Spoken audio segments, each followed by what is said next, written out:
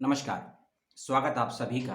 आज का वीडियो लखनऊ विश्वविद्यालय में आए हुए यूजी, पीजी, पीएचडी और पार्ट टाइम पीएचडी के नोटिफिकेशन और कंप्लीट डिटेल को लेकर होगा। इस बात का रखिएगा सभी लोग ध्यान। लेकिन वीडियो का 90% पार्ट होगा पीएचडी एडमिशन को लेकर और पीएचडी के दोनों भागों को लेकर, पार्ट टाइम पीएचडी और full time PhD.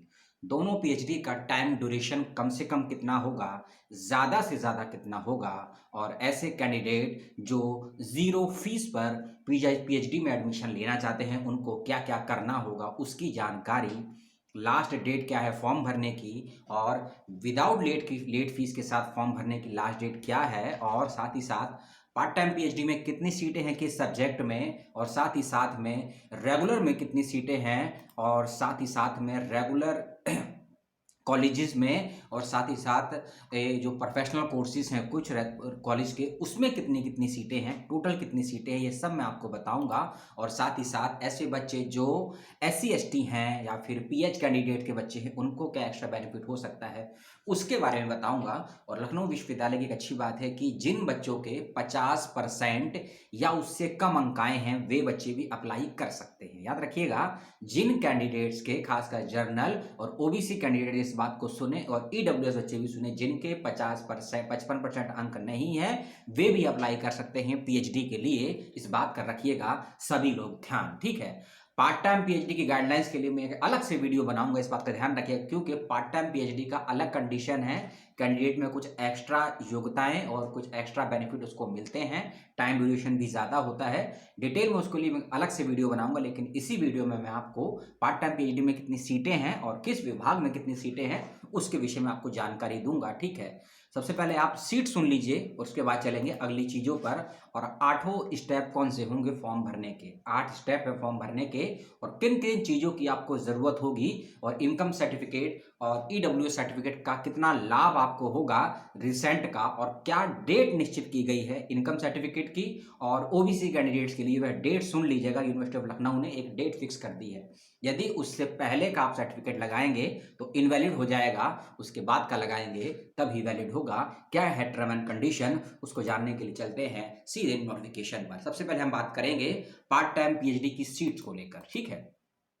Part time PhD में टोटल 89 सीट्स आई हैं, याद रखिएगा, और 26 विभाग हैं। 26 विभाग में 89 सीट आई हैं पार्ट टाइम कैंडिडेट्स के लिए। मैं बोलूंगा विषय का नाम और सीट बताऊंगा, आप उसको नोट करते रहिएगा, ठीक है। हिंदी में बताऊं कि इंग्लिश में बताऊं? हिंदी में बताते हैं, ठीक है, क्योंकि लखनऊ विश्वविद्यालय अपने लिटरेचर के कोर्सेज को और सोशल साइंस के कोर्सेज के रिसर्च को हिंदी और अंग्रेजी दोनों ही माध्यम में कार्य करवाता है। इस बात का विशेष रूप से ध्यान रखिएगा, क्योंकि सोशल साइंस के बच्चों को, खासकर इकोनॉमिक्स हुआ, पॉलिटिकल हुआ, हिस्ट्री हुआ, एजुकेशन, इन बच्चों को थोड़ी दिक्कत होती है इंग्लिश मीडियम के लिए, ठीक है। लेकिन लखनऊ यूनिवर्सिटी में दोनों मीडियम से कामकाज करवाया जाता है, साइंस फैकल्टी को छोड़कर, ठीक है। प्राचीन भारतीय इतिहास में 3 सीटें हैं, पार्ट टाइम बता रहा हूं, पहले में सुन लीजिएगा। दूसरा है अरबी एवं अरब कल्चर में 1 सीट है, इकोनॉमिक्स में 2, अंग्रेजी में 8, फ्रेंच लैंग्वेज में 1, हिंदी में 9 है, पार्ट टाइम सीट है, ये पार्ट टाइम पीएचडी। पत्रकारिता एवं जनसंचार में 1 है, पुस्तकालय एवं सूचना विज्ञान, इंग्लिश भी चलते हैं। लिंग्विस्टिक में 2 हैं, फिलोसफी में 2 हैं, पॉलिटिकल साइंस में 2 हैं, पॉलिटिकल साइंस में 5 सीटें हैं, क्षमा कीजिएगा, फिलोसफी में 2 है। पब्लिक एडमिनिस्ट्रेशन यानी कि लोक प्रशासन में 2 सीटें हैं। उसके बाद है संस्कृत एवं प्राकृत भाषा, इसमें आपकी हैं 1 सीट, समाज कार्य में 2 सीटें हैं, समाज शास्त्र में 4, व्यवहारिक यानी कि अप्लाइड इकोनॉमिक्स में 4 सीटें हैं, बिजनेस एडमिनिस्ट्रेशन में 3, कॉमर्स में 4, एजुकेशन में 9, साइंस के अंतर्गत और है आपका खासकर बायो केमिस्ट्री में 1, और फिर है आपका बॉटनी में 2, बॉटनी में 6, जियोलॉजी में 4 है, और फिजिक्स में 2 है, और स्टैटिक्स यानी कि सांख्यिकी में 2 सीटें हैं। यह थी पार्ट टाइम पीएचडी की सीटें जिनकी संख्या है 89। अब चलते हैं रेगुलर सब्जेक्ट के सीटों पर, जिसकी संख्या टोटल दी है 442।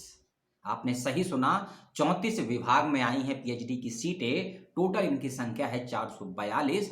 कुछ सीटें रेगुलर है लखनऊ यूनिवर्सिटी से, और कुछ सीटें लखनऊ यूनिवर्सिटी के अफिलेटेड या अलाइड कॉलेजेस में नियुक्त की गई हैं। याद रखिएगा, मैं कंबाइंड सीटें बताऊंगा, आप वेबसाइट पे जाके अन्य चीज़ों को ध्यान से देख लीजिएगा, नहीं तो वीडियो बहुत लंबा हो जाएगा।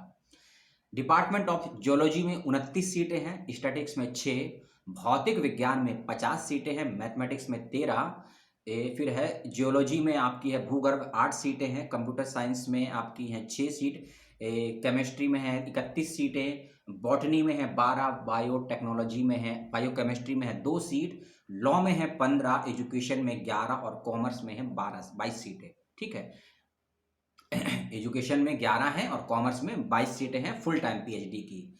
फिर आपका है कॉमर्स में भी है कॉमर्स का ही एक दूसरा विभाग है अप्लाइड इकोनॉमिक्स। अप्लाइड इकोनॉमिक्स में 18 सीटें हैं, वेस्टर्न हिस्ट्री में 3, उर्दू में 2 हैं, सोशोलॉजी यानी कि समाज शास्त्र में आपकी हैं 42 सीटें, 42 सीट है समाज शास्त्र यानी कि सोशोलॉजी में। फिर है सोशल वर्क यानी कि समाज कार्य, इसमें 6 सीटें हैं, संस्कृत एवं प्राकृत भाषा इसमें 14 सीटें हैं, पब्लिक एडमिनिस्ट्रेशन में 5, मनोविज्ञान में 6, राजनीति विज्ञान में 6, दर्शन शास्त्र यानी कि फिलॉसफी में 6, फारसी भाषा में 6, दर्शन शास्त्र, उसके बाद है प्राच्य संस्कृत, ठीक है, जिसे ओरिएंटल संस्कृत बोलते हैं, इसमें 4 सीटें हैं, भाषा विज्ञान लिंग्विस्टिक में 4 सीटें हैं। फिर है ज्योतिष विज्ञान 1 सीट है, उसके बाद है मध्यकालीन एवं आधुनिक भारतीय इतिहास, इसमें 16 सीटें हैं, हिंदी विभाग में 18 सीटें हैं, फ्रेंच लैंग्वेज में 4 सीट है, अंग्रेजी विभाग में 26, इकोनॉमिक्स में 24, अरब एवं अरब कल्चर में 21, मानव विज्ञान यानी कि एंथ्रोपोलॉजी में 2 और उसके बाद प्राचीन भारतीय इतिहास में 3। हिस्ट्री के बच्चे अपने सब्जेक्ट को ध्यान से सुन लीजिएगा, मध्यकालीन एवं आधुनिक भारतीय भाषा मध्यकालीन एवं आधुनिक भारतीय इतिहास अलग विषय है और प्राचीन भारतीय इतिहास अलग विषय है। सीट आपने सुन ली, अब आप कुछ डेट्स को नोट कर लीजिए, फिर चलूंगा नोटिफिकेशन के अगले पड़ाव पर। आज की डेट में फॉर्म आ चुका है वेबसाइट पर, चाहे पीएचडी हो, चाहे यूजी हो या पीजी हो, ठीक है, लेकिन आपको बात करूंगा पीएचडी की। लास्ट डेट पीएचडी कैंडिडेट की फॉर्म भरने की है 15 अप्रैल 2021 विदाउट लेट फीस। 15 अप्रैल 2021 विदाउट लेट फीस के साथ, और लेट फीस के साथ पीएचडी कैंडिडेट भर सकते हैं 22 अप्रैल तक। पीजी कैंडिडेट 20 अप्रैल तक विदाउट लेट फीस के साथ फॉर्म भर सकते हैं और 27 अप्रैल तक लेट फीस के साथ यूजी कैंडिडेट अप्लाई कर सकते हैं। और यूजी कैंडिडेट और पीजी कैंडिडेट दोनों ही 27 अप्रैल लेट फीस के साथ और 20 अप्रैल विदाउट लेट फीस के साथ अप्लाई कीजिएगा, और पीएचडी कैंडिडेट 15 अप्रैल विदाउट लेट फीस के साथ और 22 अप्रैल विद लेट फीस के साथ। और लेट फीस याद रखिएगा डबल हो जाती है, फीस कितनी है मैं आपको आगे बताऊंगा, इस बात का ध्यान रखिएगा। और फॉर्म भरते वक्त में क्या नहीं करना है, क्या करना है, उसको जानने से पहले अब चलते हैं गाइडलाइंस पर। लगभग 7 से 10 पेज की गाइडलाइंस, उसको ध्यान से सुनिएगा रजिस्ट्रेशन को लेकर। सबसे पहली चीज, जैसा कि मैंने बताया कि यदि आप 50% पे भी हैं और 5% का रिलैक्सेशन है तो आप अप्लाई कर सकते हैं, याद रखिएगा, ठीक है, क्योंकि इस यूनिवर्सिटी में कुछ रिलैक्सेशन दिया गया है बच्चों को, खासकर पीएचडी कैंडिडेट्स के लिए, ठीक है। एग्जामिनेटेड नहीं है कोई भी, याद रखिएगा, यदि आप एमफिल पास हैं तो एग्जामिनेटेड नहीं है, नेट जेआरएफ है, सीएसआईआर के या जेआरएफ के, कोई बच्चे को एग्जामिनेटेड नहीं किया गया है, इस बात का ध्यान रखिएगा, सभी को एंट्रेंस देना होगा, ठीक है। 5% का रिलैक्सेशन दिया गया है ओबीसी, एससी और एसटी और साथ साथ पीएच कैंडिडेट्स को, यानी कि 45% होने पर वह अंक को अपने फॉर्म को अप्लाई कर सकते हैं, याद रखिएगा इस बात का ध्यान से। और साथ ही साथ में मेरिट, ठीक है, एंट्रेंस क्वालिफाई होने के लिए 45 नंबर लाना जरूरी है 100 में से, इस बात का ध्यान रखिएगा। 70% का आपका होगा एंट्रेंस और 30% का होगा आपका इंटरव्यू, इस बात का भी विशेष रूप से ध्यान रखिएगा। जो बच्चे फुल टाइम पीएचडी के लिए अप्लाई करना चाहते हैं, याद रखिएगा, जो बच्चे फुल टाइम पीएचडी के लिए अप्लाई करना चाहते हैं वह अधिक से अधिक 6 वर्ष और कम से कम 3 वर्ष में अपना पीएचडी कंप्लीट कर सकते हैं, वुमेन एंड पीएच कैंडिडेट को छोड़कर, याद रखिएगा, वुमेन और पीएच कैंडिडेट को 7 साल का समय दिया गया है, बाकी अदर स्टूडेंट्स को अधिकतम 6 वर्ष का समय दिया गया है पीएचडी सबमिट करने के लिए फुल टाइम का। पार्ट टाइम पीएचडी का समय दिया गया है 7 ईयर का सभी के लिए, इस बात का भी आप लोग विशेष रूप से ध्यान रखिएगा, ठीक है। और साथ ही साथ में अब चलते हैं, आप जब फॉर्म भरेंगे ईमेल आईडी, फ़ोन नंबर और आधार कार्ड अपने पास रखिएगा। ईमेल आईडी, फ़ोन नंबर और आधार कार्ड बहुत ज़रूरी है, जब आप करेंगे रजिस्ट्रेशन तब आपको इसकी सबसे ज़्यादा पड़ेगी ज़रूरत है। SC ST candidate without late fees के साथ में उनकी फीस है 2000 रुपये की, और विदाउट लेट फीस के साथ है 1000 रुपये की, ठीक है। नहीं समझे तो समझ लीजिए, एससी एसटी कैंडिडेट यदि 15 अप्रैल तक फॉर्म भरते हैं तो फीस लगेगी 1000 रुपये, और यदि 15 अप्रैल के बाद अपना फॉर्म फिलअप करते हैं तो फीस लगेगी 2000 रुपये।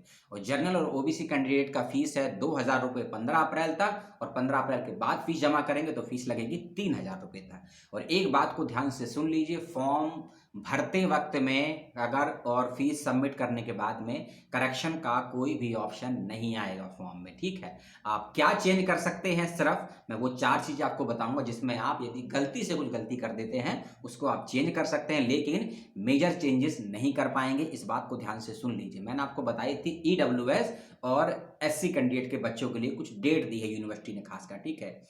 वे सभी ऐसे बच्चे जो कास्ट सर्टिफिकेट यानी कि एससी कैटेगरी एसटी कैटेगरी का लाभ लेना चाहते हैं, तो याद रखिएगा उनका सर्टिफिकेट उत्तर प्रदेश का ही होना चाहिए, और अगर किसी और राज्य से है तो ज़्यादा पुराना नहीं होना चाहिए, 15 से 20 वर्ष का ही वैलिड माना जाएगा, ठीक है। ओबीसी कैंडिडेट ध्यान दें कि उनका जो सर्टिफिकेट बना हुआ है वह है 1 जुलाई 2018। याद रखिएगा 1 जुलाई 2018 के बाद यदि बना है तो ही वैलिड होगा। फिर से सुन लीजिए, 1 जुलाई 2018 के बाद का ओबीसी कैंडिडेट का बना हुआ सर्टिफिकेट ही वैलिड होगा, मान्य होगा इस यूनिवर्सिटी में अप्लाई करने के लिए। इस बात को ध्यान से सुन लीजिए। और जो बच्चे ईडब्ल्यूएस कैटेगरी में इनकम सर्टिफिकेट लगाएंगे, ईडब्ल्यूएस का लाभ लेना चाहते हैं, उनका ईडब्ल्यूएस का सर्टिफिकेट 1 जनवरी 2021 के बाद का बना हुआ होना चाहिए। फिर से सुन लीजिए, 1 जनवरी 2021 के बाद का ही इनकम सर्टिफिकेट होना चाहिए ईडब्ल्यूएस कैंडिडेट का, नहीं तो आपको इस कोटे का लाभ नहीं मिल पाएगा। और एक चीज सुन लीजिए आप ध्यान से, यदि किसी कैंडिडेट का ईडब्ल्यूएस कैटेगरी का सर्टिफिकेट या एससी एसटी या ओबीसी का सर्टिफिकेट बनने को दिया है या अपडेट करने के लिए दिया है और नहीं आया है, तो आप पुराने सर्टिफिकेट का नंबर लगा सकते हैं, लेकिन कंडीशन है उसमें। पुराने सर्टिफिकेट का नंबर आप लगा देंगे, लेकिन जब आपका इंटरव्यू, एडमिशन या काउंसलिंग होगी, जब आपके एडमिशन, इंटरव्यू और काउंसलिंग होगी, तब आपको नया सर्टिफिकेट शो भी करना होगा, सबमिट भी करना होगा, दिखाना भी होगा। और यदि आप पुराना सर्टिफिकेट ही लेकर जाएंगे यूनिवर्सिटी में एडमिशन, इंटरव्यू और इंटरव्यू के वक्त में, तो आपको उस कोटे का लाभ नहीं मिलेगा, और आपको गलत इंफॉर्मेशन देने की वजह से आपको डिस्क्वालीफाई या रिजेक्शन का भी शिकार होना पड़ सकता है। इस बात का ध्यान रखिएगा। और एक चीज, फीस सबमिशन का आप समझ लीजिए, जब आप फॉर्म भरेंगे तो हो सकता है कुछ कैंडिडेट को फीस सबमिशन में कुछ दिक्कत हो सकती है। ये समस्या अक्सर आती है कि आपने फीस तो सबमिट कर दी, आपके अकाउंट से बैलेंस कट गया, लेकिन आपके पास बैंक की तरफ से कोई मैसेज, मेल या कोई ईमेल नहीं आया। उस कंडीशन में वह सभी बच्चे ध्यान से सुने और इस चीज को ध्यान से कहीं लिख लें कि दोबारा फीस पेमेंट ना करें 72 घंटे तक। फिर से सुन लीजिए, यदि किसी कैंडिडेट ने, चाहे वह यूजी का हो, पीजी का हो या पीएचडी का हो, फीस सबमिट कर दी है ऑनलाइन माध्यम से, लेकिन फीस कट चुकी है बैलेंस का, लेकिन कोई मैसेज, ईमेल नहीं आया है आपके फोन पे या ईमेल पे फीस सबमिशन का, तो आप 72 घंटे का वेट करें। और 72 घंटे वेट करने के अंदर यदि मेल, मैसेज, कॉल नहीं आता है, तब आप टेक्निकल टीम से बात कीजिए। टेक्निकल टीम का ईमेल आईडी और फोन नंबर मैं आपको दे दूंगा डिस्क्रिप्शन बॉक्स में, उनसे आप संपर्क कर लीजिएगा। लेकिन 72 घंटे तक आप ना ही फोन या कॉल मैसेज करिएगा, ना ही दोबारा फीस पेमेंट करिएगा, नहीं तो ऐसा हो जाएगा कि दोबारा भी आपके अकाउंट से पैसा कट जाएगा, फीस सबमिट नहीं होगी, तब आप यूनिवर्सिटी ऑफ लखनऊ को और मेरे जैसे यूट्यूबर को 10 नहीं 100 गालियां देंगे। इस बात का विशेष रूप से ध्यान रखिएगा, ठीक है। आप पहला स्टेप करेंगे रजिस्ट्रेशन, और जैसे ही करेंगे रजिस्ट्रेशन के लिंक पर जाएंगे, वहां आपको sign, photograph, income certificate, caste certificate, OBC certificate और ईडब्ल्यूएस सर्टिफिकेट के संदर्भ में गाइडलाइंस दी गई हैं। फिर से सुन लीजिए, फोटोग्राफ अपलोड करने वाला, सिग्नेचर का, caste certificate, income certificate, OBC certificate और ईडब्ल्यूएस सर्टिफिकेट का लाभ, यदि आप इन सब का लाभ लेना चाहते हैं तो क्या क्या उनकी गाइडलाइंस है यूनिवर्सिटी ऑफ लखनऊ की, उसको पहले पढ़ लीजिएगा। उसके बाद डिक्लेरेशन के फॉर्म पर क्लिक करके रजिस्ट्रेशन के स्टेप पे जाइएगा, ठीक है। 8 स्टेप है, पहला रजिस्ट्रेशन, दूसरा पर्सनल डिटेल, और जैसे ही पर्सनल डिटेल को फिलअप करेंगे उससे पहले आपके फोन पे या आपके ईमेल पे, जो आपने ईमेल आईडी और फोन नंबर दिया है उसके पास अंदर मैसेज आएगा, उसके अंदर आपका लॉगिन आईडी और पासवर्ड दिया होगा, उसको ध्यान से लिखिएगा और कहीं उसको सेव करके रख लीजिएगा। और एक 5वां स्टेप आएगा, फोटो और साइन को अपलोड करने के बाद ऐड द प्रोग्राम। इसको ध्यान से सुन लीजिए, क्योंकि कुछ कोर्सेज प्रोफेशनल हैं, कुछ कोर्सेज यूनिवर्सिटी के हैं, कुछ पीएचडी पार्ट टाइम है, कुछ पीएचडी फुल टाइम है। तो ये गलती से मत कीजिएगा जो सीयू सेट के बच्चों ने अक्सर की थी कि उसमें तो कोई ऑप्शन होता है सीयू सेट में, एक ही फॉर्म में तीन यूनिवर्सिटी या फिर 3 कोर्स में अप्लाई कर सकते हैं। लखनऊ यूनिवर्सिटी में ये ऑप्शन नहीं है। यदि आपने पीएचडी इन हिस्ट्री में अप्लाई किया है, जैसे कि मान लीजिए आपने प्राचीन भारतीय इतिहास में अप्लाई किया है पीएचडी के लिए, और दूसरा आप करना चाहते हैं मध्यकालीन एवं आधुनिक भारतीय इतिहास में, तो 2 सब्जेक्ट हैं, तब आपको 2 अलग अलग फॉर्म को फिलअप करना होगा और अपने डॉक्यूमेंट्स को दोनों में अलग अलग अटैच करना होगा, दोनों की अलग अलग फीस देनी होगी और दोनों का अलग अलग ही आपका एंट्रेंस और इंटरव्यू होगा। इस बात का ध्यान रखिए। एक ही फॉर्म में 2 सब्जेक्ट के लिए अप्लाई मत कीजिएगा। ऐसा करने के बाद, फीस सबमिट करने के बाद आपका फॉर्म तुरंत रिजेक्ट हो जाएगा। इस बात को ध्यान से कहीं सुन लीजिए या फिर लिख लीजिए, ठीक है। और कोई इन्फॉर्मेशन आप मुझसे चाहते हैं या जो मैंने नहीं बताई या कोई मुझसे छूट गई, और हाँ एक चीज़, एंट्रेंस एग्जामिनेशन की डेट अभी नहीं आई है, क्योंकि वह डेट आएगी लगभग 28 से 29 अप्रैल के बाद में यूजी, पीजी और पीएचडी कैंडिडेट्स सभी की, ठीक है ना।